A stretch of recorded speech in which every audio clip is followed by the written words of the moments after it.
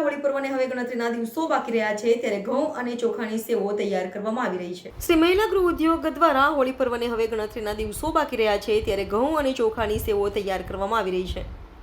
હોળી માત્ર રંગો અને આનંદ જ નહીં પરંતુ વિવિધ સ્વાદિષ્ટ વાનગીઓનો પણ તહેવાર છે। ખાસ કરીને ઘઉં અને રવા સૂજીની સેવોનું ખૂબ પ્રચલન છે જે હલકું અને પાચક હોય છે અને ઉત્સવની મીઠાશ વધારતા મીઠા વાનગીઓમાં સામેલ થાય છે। હોળી પર્વમાં ઘઉં અને રવાની સેવોનું મહત્વ તેના સ્વાદ, પૌષ્ટિકતા અને પરંપરાગત રૂપે પ્રાચીન કાળથી જોડાયેલા રિવાજોમાં સમાયેલો છે। રંગો અને મીઠાશ બંને હોળીની ખુશીઓને બમણી કરી દે છે। હોળીના તહેવારમાં ફાગણ માસની શરૂઆતમાં ઘઉં અને રવાની સેવૈયાઓની ખૂબ જ માંગ હોય છે ત્યારે માંજલપુર શ્રી મહિલા ગૃહ ઉદ્યોગની 10 થી 12 બહેનો મળીને 2 થી 3 મહિનામાં 5000 થી 6000 કિલો સેવૈયાનું ઉત્પાદન કરે છે અને આ વ્યવસાયને લીધે 10 થી 12 બહેનોને રોજગારી મળી રહે છે। આ વિશે શ્રી મહિલા ગૃહ ઉદ્યોગના દીપા ચવાણે વધુ માહિતી આપતા જણાવ્યું હતું કે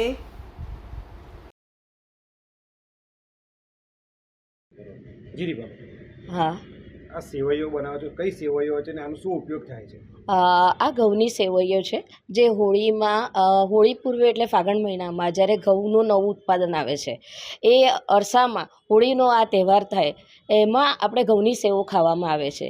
આજે આપણી ઘઉંની વિશિષ્ટતા એ છે કે આખી છૂટી ઉતરતી હોવાથી એને વધારે બજારમાં ડિમાન્ડ છે। આજે 3-4 મહિનામાં આપણે એનું ઉત્પાદન ચાલુ કરીએ છીએ અને 10 થી 12 મહિલાઓને લઈને આ શ્રી મહિલા ગૃહ ઉદ્યોગ તરીકે માંજલપુર વડોદરા ખાતે આપણે 5 થી 6000 કિલોનું ઉત્પાદન કરીએ છીએ। સાથે રવાની પણ સેવૈયો હા, રવાની સેવઈનો વિશિષ્ટતા એ છે કે મહારાષ્ટ્રીયન સમાજમાં વધારે કરીને રવાના સેવનું મહત્ત્વ વધારે છે તો એની વર્મિસેલની સેવૈયા તરીકે અને સેવઈ ઉપમા તરીકે પણ ઉપયોગ કરવામાં આવતો હોવાથી એનું પણ ઉત્પાદન આપણા ત્યાંથી વધારે અને અગ્રણીય સ્ટોરમાં જ આપણો માલ જાય છે જેનાથી વધારે આપણે પ્રોડક્ટ કરતા ઈચ્છીએ છીએ। દર વર્ષ કરતાં આ વખતે ભાવમાં કેવું રહેશે? હા, ભાવમાં થોડો વધારો થયો છે બિકોઝ જેવી રીતે લોટનો ભાવ વધે છે એ રીતે સેવૈયાનો પણ ભાવ વધે છે।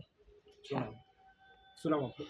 મારું નામ દીપા રવિન્દ્ર ચવાણ અને Subscribe now and press the bell icon. Never miss an update.